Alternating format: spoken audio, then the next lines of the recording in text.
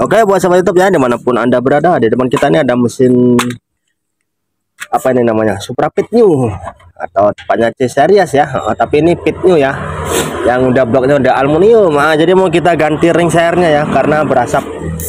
Jadi ini ser yang lama, ini ser yang lama, nanti mau kita ganti yang baru. Ini udah makan ya. Ini udah kita beliin pakai mereknya Rico. Ini dia pakai grand ya, sama ya, untuk grand standar karena ini masih standar, bisa ya, bisa PNP. Lalu untuk seal clapnya nanti kita sekir ulang, lalu kita ganti juga pakai yang ori ya. Kalau seal clap ya, jangan pakai yang abal-abal.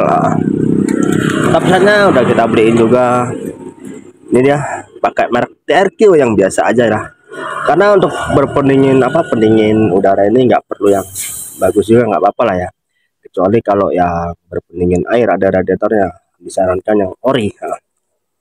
Jadi udah kita beli semua, tinggal kita bersihkan, kita sekir klep, lalu kita coba rakit lagi. Untuk hasilnya mudah-mudahan nggak berasap lagi ya. Seperti inilah kondisi silinder head dan sernya ya. Ini sepertinya baru pertama kali dibuka ya, untuk mesin block headnya ini ya, untuk box silinder dan block headnya untuk motor ini ya, pit new ini ya.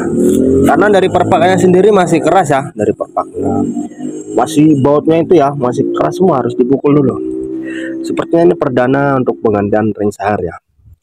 Ini kondisi klepnya seperti ini ya, wajar, udah bertahun-tahun ini berkerak. Ini nggak perlu ganti botolan karena sepertinya masih bagus, hanya di sekir saja dan diganti seal clapnya. Seperti inilah kondisi silinder kopnya ya. Bahkan untuk sehernya pun masih ada lambang ininya ya, nih KFV. Ini untuk kode pit new ya, dari film ya. Ini masih standar, tuh masih bukain ini ya, perpaknya sulit karena masih, kalau bawaan pabrik itu sulit ya, harus dipukul-pukul dulu. Ini seperti ini kondisinya ya, untuk noken as, untuk rocker armnya atau piano clampnya, sentrik masih oke. Tinggal kita ganti ringnya saja dan kita sekir dan kita rakit lagi, semoga hasilnya memuaskan.